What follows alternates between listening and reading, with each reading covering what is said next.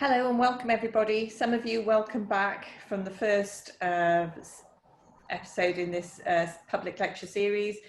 And to those of you who are new, we are looking at COVID-19 and its global impact, and it's part of our People and Pandemics public lecture series.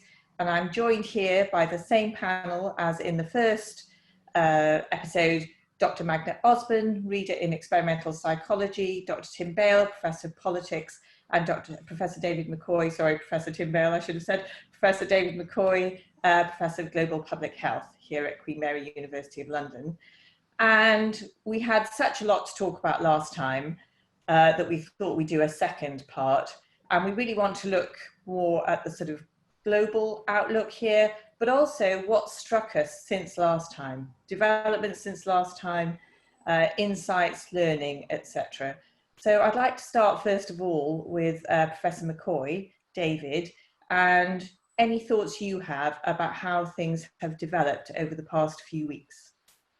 Yeah, I mean, I think over the last week, there's been this huge development in the sense of society, certainly in the UK and other parts of Europe, going back to a more normal life. We're beginning to see a rapid loosening down of lockdown. And this has kind of created all kinds of issues in the heads of people about how they respond to this. And one of the things I learned last week was a new word. The word is zugzwang. And the word is a word to describe a position in a chess game where you have no possible good move. Whatever move you make, it's not going to be a good move, it's a bad move. And to some extent, that's what the government has faced with COVID. Whether they implement lockdown or begin to loosen lockdown, there are risks associated with both moves. And what's very clear now as we loosen lockdown is that risk assessments are being deconcentrated, they're being decentralized increasingly. We no longer see the government making a risk assessment and making decisions on the basis of their risk assessment, but we're beginning to see how individuals will have to start making risk assessments for themselves. And we're also seeing how managers of institutions, whether they're workplaces or schools or universities, having to, again, make risk assessments for their own institutions and try and bring on board their workers and their customers into that decision-making process. And from a public health perspective, COVID kind of throws up all kinds of challenges when it comes to making a risk assessment, because we've got to make multiple risk assessments at any one time. The first is, thinking about whether you pose a risk to someone else, the risk that you pose to someone else getting infected. You then got to think about the risk that you yourself have to being infected. It's another risk assessment that needs to be made. And on top of that, you've got to then think for both of those risk assessments, not just the risk of getting infected, but the risk of becoming severely ill as a result of getting infected. And that's a really important distinction. We're not so much concerned, I wouldn't be as a public health doctor, with just looking at the risk of infection, but I'm much more concerned about the risk of people getting severely ill as a result of infection. And those are two very different things.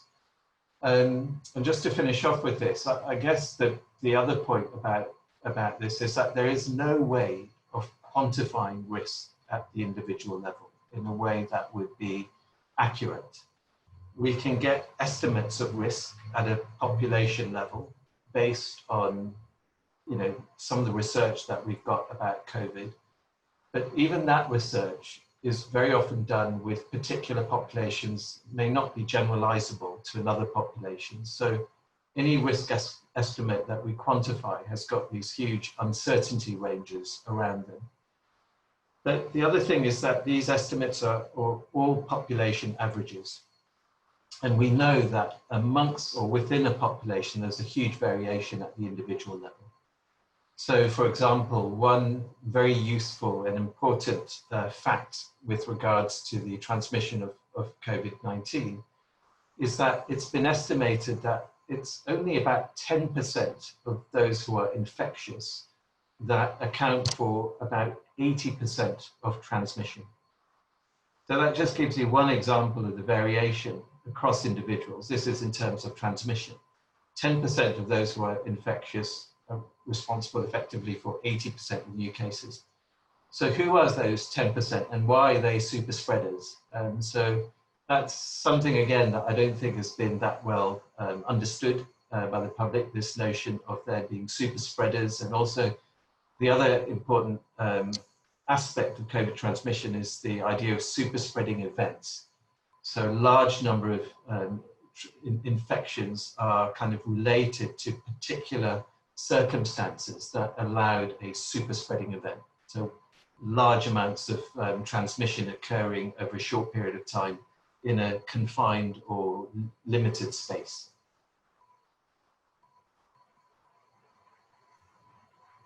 Thank you, David. Of course, one thing that people need in order to make risk assessments is information, and reliable information. I'm going to turn to Magda now about the sorts of information and the role of the media, perhaps. I'd be interested in your views, Magda. So let me, so David raises quite a few interesting and important points, some of which are inherent problems that exist around risk anyway. So they apply specifically to this, to where we're at now with the pandemic, but they generalize out. So one is, what factors feed into an assessment of risk? So how do you sensibly pull relevant sources of data? And that's not a trivial thing to do, because you can keep expanding out the amount of data that you include, including the economic conditions that you're in, the political conditions you're in, and so on. So you think, well, at what point do you then draw a line around what should feed into a risk assessment? So one way to actually make that manageable is also the same trick that our cognition, so how our mind is set up to reduce uncertainty, to make sense of risk, is to look at causal relations between things. So that is that, well, the reason why that's useful is that if you start thinking about how things are causally connected, you can prioritize some things that are much more closer to causing something and things that are more distantly related. So that's just a general approach. When you talk about what relevant information to include on an individual level, or let's say, at a public level, now also sort of picking up on David's point is, how do you judge how severe this virus is? And one way to do that, and one way that the media has been doing that, is by making comparisons to other things, to other either devastating events or chronic events that we experience day to day. And that actually has become highly politicized. So can you bring that to life, Magda? Can you? Yeah. So I was going to give you an example of this. So let's take news media in America. So in order to judge how severe the virus is, you look at fatality. So you look at the number of deaths over a particular period. Now, let's say one news outlet might say, well, we want to show just how bad it is by making comparisons to particular events, by saying things like, this is equivalent to X number of 9/11s, or X number of Vietnam Wars, and so on. So that's now another media outlet might say, well, we're comparing fatalities against seasonal flu.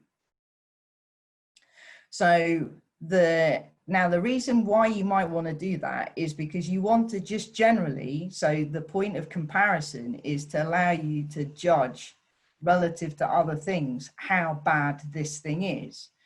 But the thing is, what you choose to compare against becomes political, right? So you have a left-leaning media organization that is comparing this against world wars or 9/11s and so on.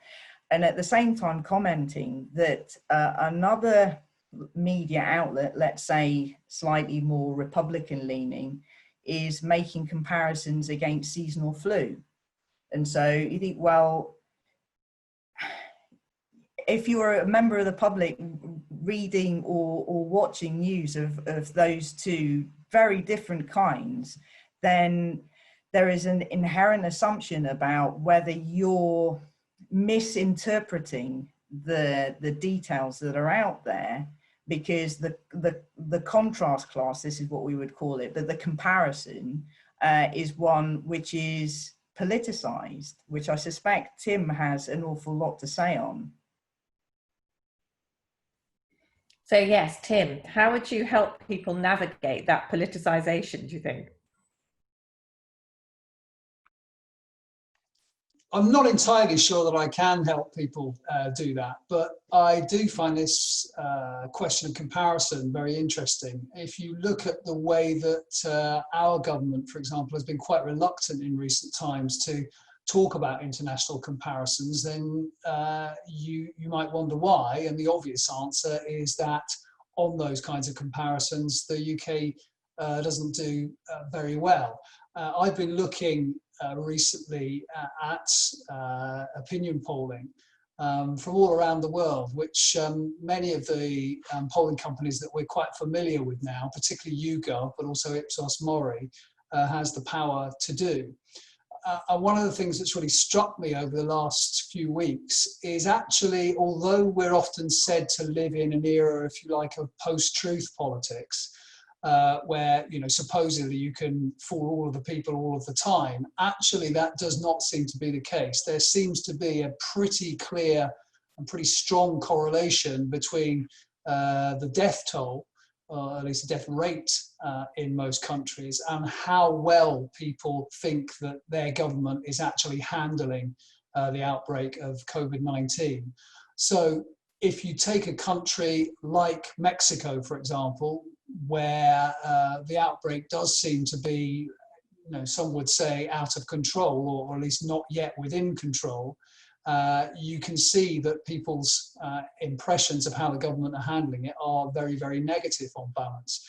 Actually, the UK is not quite on a par with Mexico, but it's down there, pretty low down compared to other countries. Whereas if you look at countries that do seem to have got a grip on it, and that would be, although we've had a recent flare-up in Germany, and perhaps we can come back to that, Germany would be one of them. But also going further afield, a country like Vietnam, for example, you can see that public confidence in their government's handling of the outbreak has been really very positive. If you dig in a little bit deeper, it's interesting because there are sometimes differences between people's opinions of how well their health infrastructure has handled the outbreak and how well their government has handled the outbreak. And actually, this is where Britain is quite an interesting case, because you have a majority, a quite clear majority of people saying that the health service has handled the outbreak very well. But actually, if you look at impressions of how the government have handled things, they're pretty negative. So people do make these distinctions. But as I say, the one thing that has struck me anyway is that although, you know, we often talk rather, you know, blithely about lies, damn lies and statistics, actually people, you know, are looking at all this. They're looking obviously as well at their daily experience, and they are extrapolating from that and making a judgment about how well their government has done. Now, of course, it may be that later on that judgment changes. And one of the other really interesting things, and I'll finish on this, is that there is a great deal of volatility in those ratings. So they can change quite markedly if you look at the YouGov evidence, not only from month to month, but from week to week.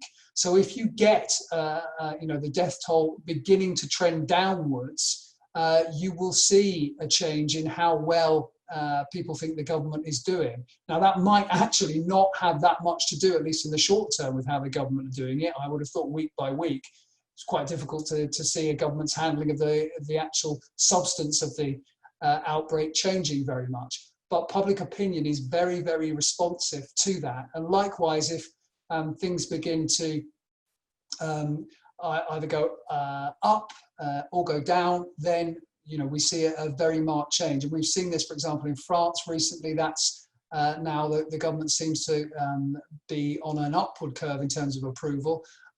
More recently, for example, Saudi Arabia had another outbreak, more serious spike, if you like, and government approval went down there. So, I find A, the comparison's very interesting, but B, also, I think these correlations and the volatility in those correlations very interesting.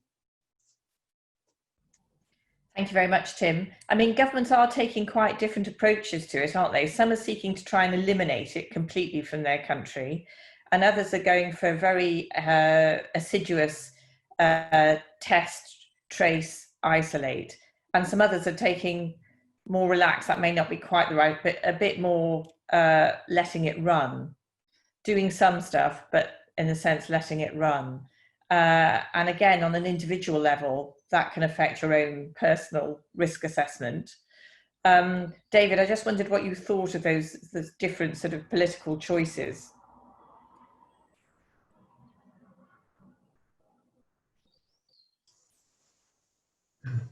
I think, as a number of public health people have been saying, the final destiny of this virus is not yet known. And the idea of elimination is probably something that I don't think is really feasible. You can control, but you're not going to be able to eliminate coronavirus. I think we're going to have to learn to live with it. And obviously, we'll have to see how the virus may potentially mutate and how that will all pan out in the future. But coming back to this issue of risk and how you frame or think about coronavirus as a risk, there's also kind of philosophical dimension to this as well as one that is political. And we've described or had COVID-19 been described as a kind of existential crisis, a civilizational crisis. I mean, the word crisis has been used quite liberally with COVID-19. And yet, when you look at mortality rates pre-COVID, perhaps we're not always conscious of the fact that every day about 1,400 people will die, in a kind of pre-COVID normal state. And that the excess mortality that will be caused by COVID, I mean, it's significant, but it's perhaps not as significant if you relate it to the kind of baseline mortality rate. We're perhaps looking at 1.5 to 3 times more mortality. But many of those are potentially deaths that have been brought forward rather than, by possibly several months.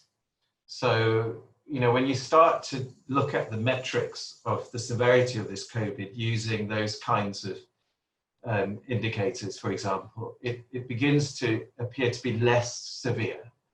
I'm not saying that it's not severe, but it's less severe. And it's really important, I think, to have that perspective. And in order for it not to be politicized, I think this is really where public health, independent public health specialists or academics or institutions have this really important role to be the arbiters of the sharing of information with the general public and for it to be seen by everyone as being independent of politics and being much more evidence-based. Can I just ask you, David, does it seems from some data that it has been less severe in some countries than others? Yes. I just wondered what you thought about that. Well, I think it's really interesting. I don't think we know exactly why that is. As I mentioned in the first episode, that the mortality that we've been observing in Africa appears to be much lower than, is much lower than what was predicted, certainly in around March and early April. And there may be a number of reasons for this. I think there are probably multiple factors that will determine why the overall infection fatality rate will end up being quite varied across from one country to the next. I think demographic makeup is one of them. The prevalence of comorbidities would be another. It's possible that the weather has an impact, and it's possible that exposure to other coronaviruses producing a degree of some background immunity or protection, immune protection to COVID-19 may be, again, another factor.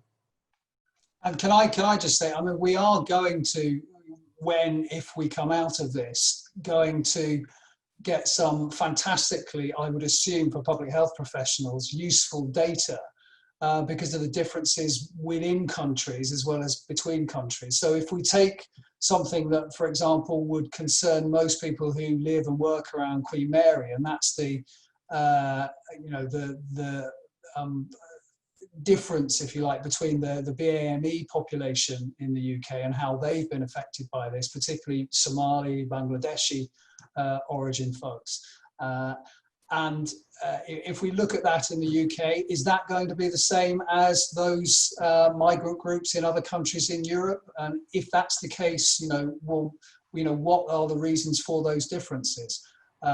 Is it deprivation? It might not be that. There might be all sorts of things that are unique to the way that those people, are located and live and work in the UK compared to their counterparts in other countries. So we're going to learn an awful lot. I mean, I don't want to suggest that this is somehow a fantastic opportunity, but in some ways it is going to be very, very important to break all those comparisons down and see if they're going to help us in future pandemics, because I mean, I don't know what David would say about this, but this is unlikely to be the last one that we face unless we're very, very lucky indeed.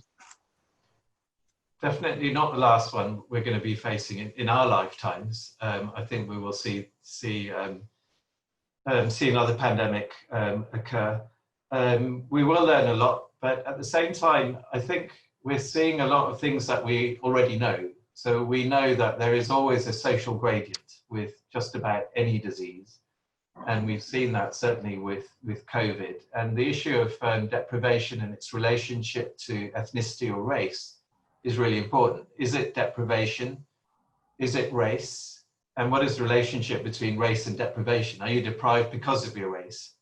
And I think one of the criticisms of the Public Health England report, looking at the disparities, the racial disparities, is that it hasn't quite yet drawn the link between racism and the fact that some people have these risk factors that may be related to poor housing or being in a job that places them at additional risk. So deprivation and race have a relationship that needs to be looked at just as much as race and deprivation has an independent relationship with COVID.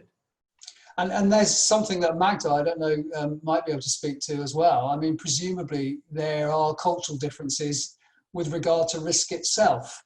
Obviously, there are national differences with regard to risk, but it may well be that there are differences, between various ethnicities, or there are differences, I know, for example, between the two sexes on this. So, I mean, there are differences in our risk perceptions. Is that right, Magda? Yes, I mean, well, risk perception is a particularly thorny issue because, as you start that, well, two things, and this kind of highlights something that you'd said earlier, which is if you track public sentiment relative to how different governments have handled the pandemic, then that fluctuates. So it's dynamic for a reason, which is that I'm going to try and tie both your point and also an earlier point by David, which is what makes this fundamentally difficult, because you have to match what you want to feed into the details of a risk assessment relative to risk perceptions. And that is inherently difficult because, as you point out, Tim, then these become culturally specific, but also they become dynamic. So So the thing is, you can't always preempt what you think a particular populace or particular society or culture will likely respond. And so, which may also explain why it is that there are different strategies for actually handling the pandemic globally, right? So you have to assume that there are different risk tolerabilities or risk appetites that mean that some cultures or some countries are more accepting of a risk than others. And so that then impacts what might be considered, at least in risk circles, as the precautionary principle that you might introduce. So what that means is that, well, even though the risks might be contained or quite low, or they're very specific to a particular segment of the population, for entire society, that is unacceptable. And so then you have to introduce quite draconian measures. So you might say, well, maybe there wasn't an appetite for something a lot more relaxed in the UK compared with Sweden. So, because the populace have, or culturally, we have very different approaches to how we accept risks. Well, one final point, and it's in relation to what David was saying, and I think this is, so there's a kind of personal point. So some of the work, I think this is actually probably unique to QM, I would say, so Queen Mary, in that there's access to working with different groups from different departments and different faculties, and the potential for that is great because it helps understand and give a kind of richer picture of what's going on, for the reason that we're all here today being able to talk. Now, what is interesting that I've struggled with is that you do statistical analysis and you use kind of psychology to help make sense of that. One struggle has been that if you say actually while it's highly infectious, it's not as fatal as actually how it's been presented in the media. To actually go out and say that as an academic is terrifying. So I just wouldn't take the risk of doing that at particular periods throughout this process, because I would be destroyed, right? So I would be so terrified by the media reaction to that, right? So David saying that now is extraordinary, right? So it's, let's not trivialize that. That's an important thing to say publicly, which I would fundamentally endorse, because there's enough statistics, at least with the expertise that we have, that allows for that. But isn't the issue, Magda and David, the fact that as an individual, you cannot assess whether you're going to be one of those ones that gets it and is asymptomatic, like Matt Damon in Contagion, if you've seen that, or you're going to be one of the ones that just gets it and it's maybe a bit like bad flu, or whether you're going to be one of the ones that gets it and you're going to be hospitalized and get it really seriously and possibly die, or maybe one of the ones that gets it and you're called a long hauler, you still got it several months later. And because you don't know, so at a population cohort level, as it were, it may be that it doesn't look as bad as it could have been, which is what David's saying and what you're saying too, Magda. But at an individual level, because you know age, you know comorbidities, you know perhaps if you're from a certain ethnic background, you're more vulnerable. But apart from that, you don't know much. And so you don't know whether you could trigger such a serious event in your own life, and you can't judge that risk. And we don't seem to know. Something about blood type A seems to be coming out as possibly having greater risk, but we don't know. Do we, David? We're becoming cleverer and cleverer as far as COVID is concerned. We're knowing more and more. But you're right, at that individual level, we can't be fully certain, we can't be fully sure. And this is why it's partly a philosophical issue. It's really a question about, how much fear do we want to live with? Yeah. You know, to some extent, how much risk are we willing to accept to have a normalized life, to have a normal social life, for example? But it's hard to assess that risk, isn't it? Very hard at the individual level, which so I recognize that distinction between, you know, looking at risk at a population level as opposed to an individual level, and this psychological and cultural dimensions of all of this. There's a second element to this, which is about the fact that the fear of COVID is with regards to a dramatic event. It's visible, it's dramatic, it's acute. And I wanted to ask both Magda and Tim about you know, how they look at you know, what lessons we can draw about the way we perceive the risk of climate change and global warming, which really is an existential crisis. And, you know, we're looking at, you know, really a threat that could end civilization. And it's much slower, it's a slow burn, and in some respects it's not given the same degree of urgency for that reason. But you know, how do we, you know, as a public health doctor, part of me wants to say, you know, look, you know, there are far bigger threats that we're not paying any attention to while we're focusing on COVID. How do we, you know, how do we get both the public and politicians to look at those more long-term and more serious risks? Well, Now, I mean, before you answer, because we're going to have to draw this to a close very shortly. So I'm just going to say, we're in the ending section now. So please be crisp. okay, well, for me, I mean, I think we're talking about long term and short term horizons. And when we're talking about, you know, the society's response or government's response, I'm afraid, in a way, democracy can be a bit of a problem when it comes to this.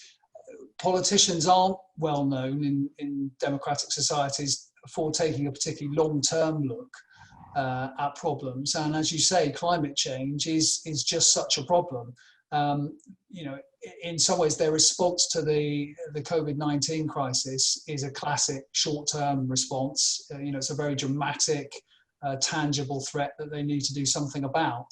But they will eventually move on from that. It's much, much harder, I think, to convince people that they need to do things now in order to stave off a long-term threat. Having said that, if we're going to link climate change and COVID-19, at least rhetorically, then of course some of the things that we have done, some of the changes that we have made in this period may have a spillover effect into, you know, how we live our lives going forward. So, for example, the fact that we're all on Zoom rather than necessarily on campus at Queen Mary may be an indicator of, you know, how commuting patterns might change and how transport use might change. That might be positive. People may have, you know, begun to realise the benefits even of exercise, actually, since they were forced, as it were, only to do it once or twice a day. They may have actually begun to realise, well, actually going out and taking a walk or a cycle, or, you know, is good for me. I enjoyed it, and that might make a difference. So those small incremental things, believe it or not, could actually help us, I think, when the argument is made that we need to make some serious changes in our lives. But I'm one of life's skeptics, if you like. So although I would like to think that we will, you know, have this big reset moment, this big rethink moment, and I should recommend Peter Hennessy, who's you know, one of the sort of stars of Queen Mary over the years, has done a great piece for the BBC and on the BBC website on this. You know, I would like to think that we can reset and rethink, but I have my doubts. I'm already beginning to see, when I look at opinion poll evidence in this country, and it might be true in other places as well, people beginning to go back into the grooves that they are already in. But, you know, let's hope that I'm wrong in that sense. Magda, thanks, Tim. So just 2 points, short points, to go back to David's point, and then I'll try and link to Tim's point as well, is that this is where psychology is actually incredibly useful. because there's a long history which tells you how people's risk perceptions can be highly responsive to different kinds of events. So and so when I say responsive, what we actually do, so and what we're willing to accept as risks. So if you have an acute event like the one that's happened now, so what we're doing is we're doing a comparison between one sharp shock which draws our attention and focuses us, and then we go into particular kinds of reactive modes, and these chronic risks that feature in the background. And that happens to us daily, right? So, you know, we'll respond to one thing which was sharp and attention grabbing, and then the other stuff we'll let slide, even though the other stuff is the stuff that we should actually be paying attention to. Now, the same you can expand out to issues like global warming. So you think, well, so then what happens is that people can explain away very easily things that they don't want to do. You think, well, it's too big an issue for me to, you know, say that what can I do that makes a difference? Just because I recycle some plastic bag doesn't mean I'm going to save the planet. Whereas, you know, if I stay indoors, you know, for the next 2 months or 3 months or whatever, I'm going to protect myself. So you're basically having to adjust your strategies to what you think is the most salient thing to respond to. And that happens individually, and it happens at sort of mass levels that obviously inform the way politicians respond, because they're subject to the same failings or advantages of our cognition. Oh, so does that mean, Magda, this is a yes/no answer, that you think we will be able to reset, or do you think we'll just be dragged back into our old ways? Well, I think if anything from psychology is useful here, we won't reset. Yeah, we'll go back to that. Now, that doesn't mean to say that we can't. It's just that what happens is there have to be externalities that will continue. They'll have to be there to force us to reset. Because if they don't sustain, then nothing new will happen. Okay, thank you all very much. That was so we learned various. I think the last one we ended where we had hopes perhaps for a fairer, greener economy. And for greater transparency and bringing people together and a national sort of more of a national coalition. We've moved on in the few weeks since the last panel to perhaps taking the view that at a population level, this pandemic is not quite as bad as perhaps feared, but obviously at an individual level, it can be shockingly brutal. And we don't yet have the information to make that risk assessment at an individual level very reliably. And then also the opportunity for a reset. Well, it is an opportunity for reset, but will we take it? Psychology, politics, history perhaps might say, maybe not. But you never know. So I'm going to leave it at that point. Thank you all very much.